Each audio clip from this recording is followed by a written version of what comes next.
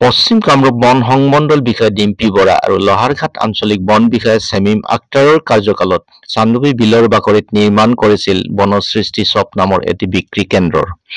বনসৃষ্টি shop হ'ল অসম বন আৰু জৈৱ বৈচিত্ৰ্য সংৰক্ষণ সমিতিৰ এটি গুৰুত্বপূৰ্ণ প্ৰকল্প, যাক জৈৱ বৈচিত্ৰ্য সংৰক্ষণৰ দিশত এক প্ৰচেষ্টা বুলি অভিহিত কৰা হৈছে।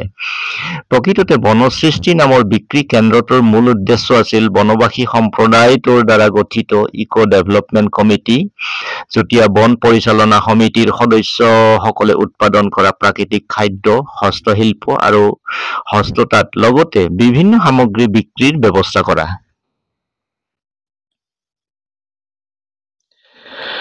বন বিভাগৰ উদ্দেশ্য মহৎ আছিল, কিন্তু আন্তঃগাঁথনিৰ অভাৱত আজি এবছৰ আগতে চান্দুবি বিলৰ বাকৰিত নিৰ্মাণ কৰা বনসৃষ্টি শ্বপ নামৰ বিক্ৰী কেন্দ্ৰটোৰ ব্যৱহাৰ নোহোৱাকৈ পৰি ৰল। এতিয়া কেন্দ্ৰটোৰ কৰিডৰত গৰু ছাগলীয়ে জিৰণি লোৱা এক স্থান হৈ পৰিছে। লগতে কেন্দ্ৰটোৰ চৌপাশৰ বেৰসমূহো জহি খহি যাব ধৰিছে।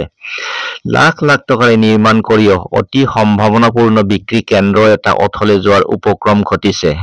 এয়া অসম চৰকাৰৰ বন বিভাগৰ অমনোযোগিতাৰ বাবে হ'বলৈ পাইছে। কেন্দ্ৰটোৰ সক্ৰিয় কৰি তুলিবলৈ বন বিভাগে কিবা পদক্ষেপ গ্ৰহণ কৰিবনে? এইটোও আজিৰ তাৰিখত এটা লাখটকীয়া প্ৰশ্ন।